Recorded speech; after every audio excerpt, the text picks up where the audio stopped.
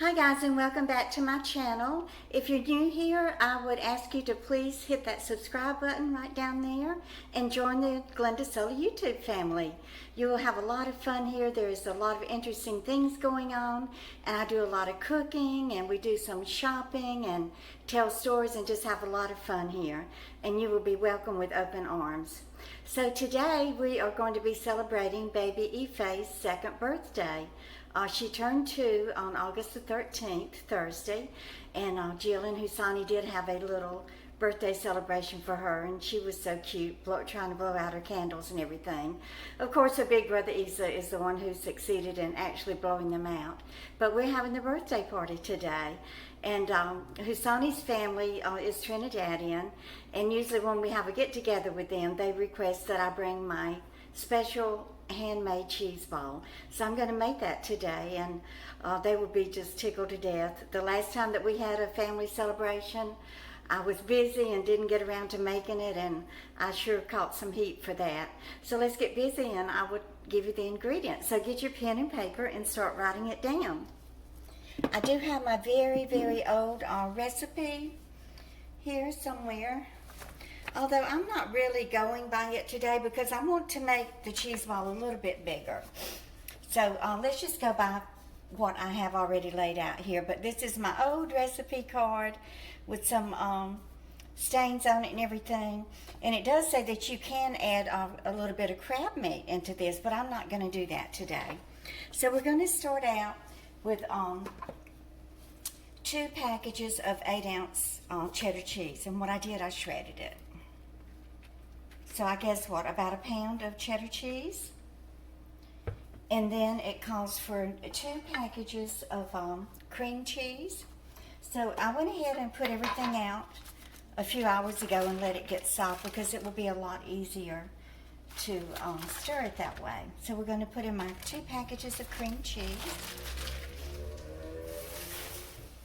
And the next ingredient is a tablespoon. It says a tablespoon of chopped pimento, but like I said, I'm altering this a little bit because I want it to be big. So I went ahead and used a whole jar of dromedary. These are the sliced pimentos, but I did take a fork and chop them up a little bit.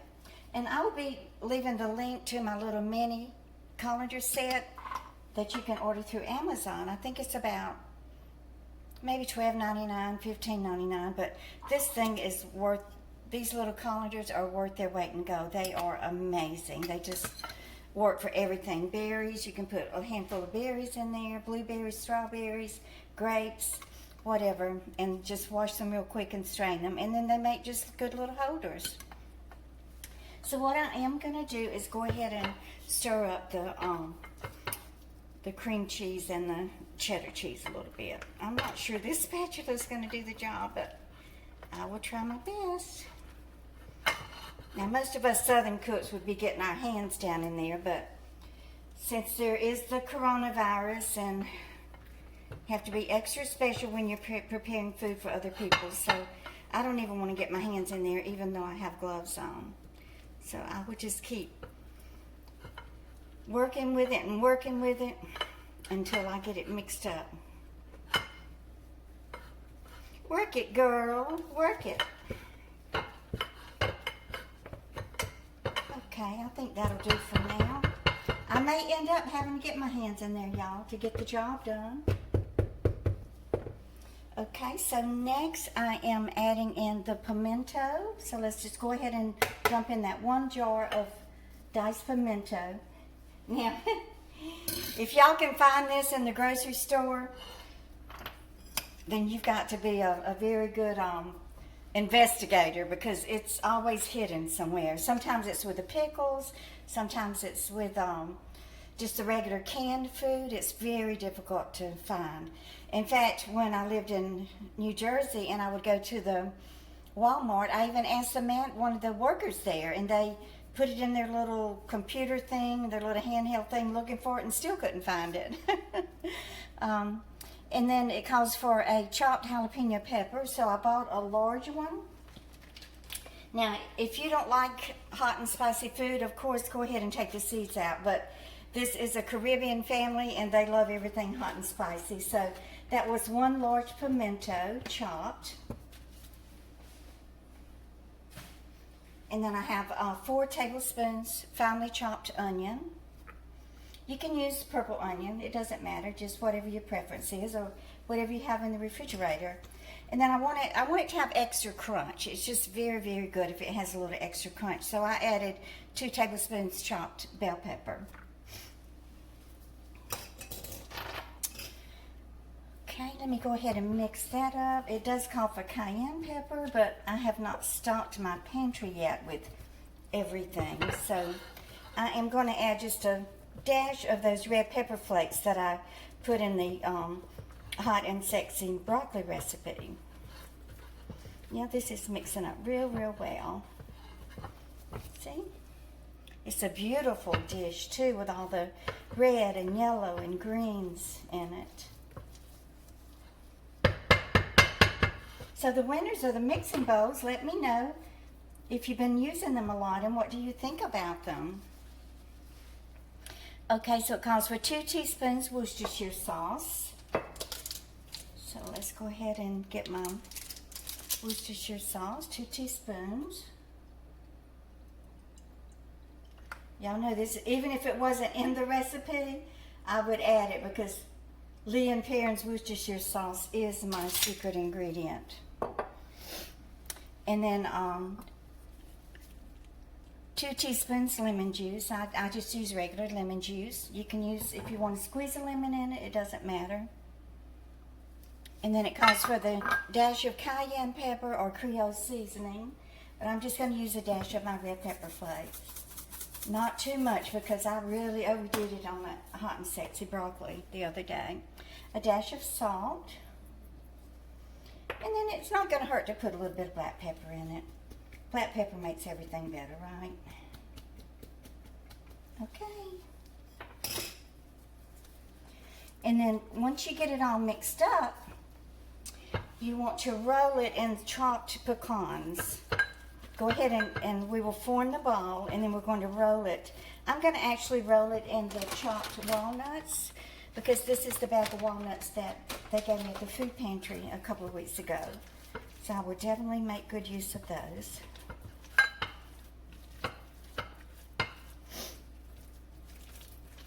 So I hope everybody is having a wonderful Saturday. It's a little humid outside, but it was in the low 70s this morning. So we are already starting to get a little bit of a shorter day and cooler temps here on Long Island, New York. As far as the temperature goes, y'all, I do not regret moving up north. Yes, the winters are brutal sometimes and very harsh. But to trade the winter cold, trade in that hot Florida heat and Texas heat and all those high heat states, it's worth it to me to suffer through a little bit of brutal cold.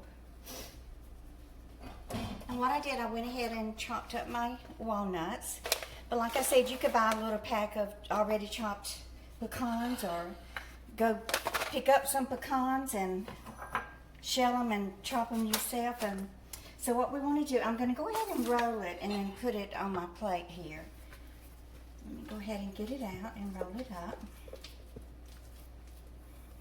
I remember when I was about 9, 10 years old, my Uncle Ode, he owned a dairy farm, and they probably had about 40 acres. We had 20 acres, which was attached to Uncle Ode's 40. He had a big dairy farm, but his property was full of pecan trees, so he would pay me to come over there and pick up the pecans. Oh Lord, I would go out there with that gurney sack and pick and pick and pick and oh, my poor old back. Well, my poor little young back. I wasn't old enough to even get a backache, but bending over and squatting down and picking up those pecans made my back hurt. I don't remember the time of the year that the pecans fall, but I think it was in autumn, in the fall of the year, because I remember having on a coat and gloves. It could have even been as late as November or December. Y'all who live with pecan trees can let me know. Anyway, Uncle O paid me 8 cents a pound for picking up those pecans. I might have ended up with maybe 10 pounds. So there's my cheese ball all formed very nicely. So I'm going to just set it in here and with these nuts and then start just rolling it. I love preparing food with my hands. It just feels so good. Of course, if this wasn't for other people, I would just use my hands with no gloves on them. But since other people are going to be eating it, I do not want to do that. So see how beautiful it is? It just comes out so lovely. And we just set it in here and then just kind of roll it and just kind of gather up the nuts on the side of it. It doesn't have to be perfect. You don't have to coat it perfectly or anything. It's kind of sticky and hard to manage, so I might be better off just to sprinkle them a little bit on top. Because the cheese ball is kind of sticky. Now, if you make this the day before, it will be better if it sets, about 24 hours, because then it absorbs all of those delicious flavors, marinate together. But y'all know I was babysitting yesterday, so there was not much chance of me making a cheese ball with the children around. But at least I helped Jill do a little bit to get ready for the party today.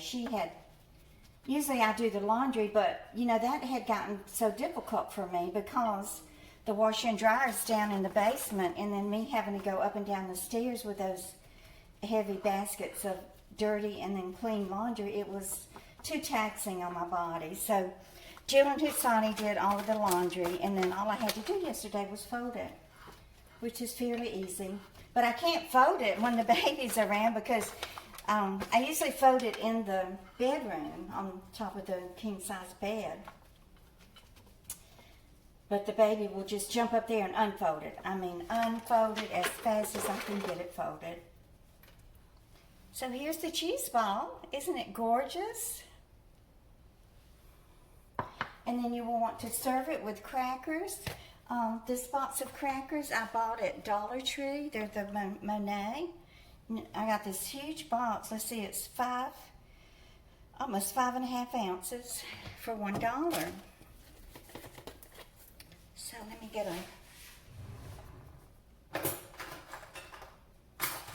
find a spoon.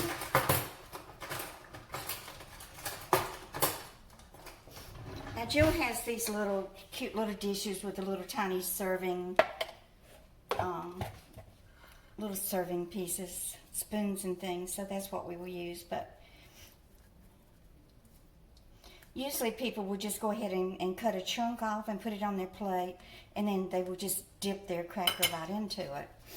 So let's go ahead and taste this cheese ball here.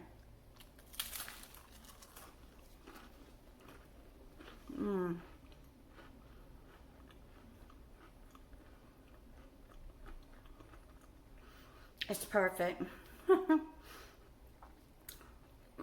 I did not make not one mistake with this recipe, y'all. So I will leave the recipe in the description below. Let me swallow. Oh, I love it.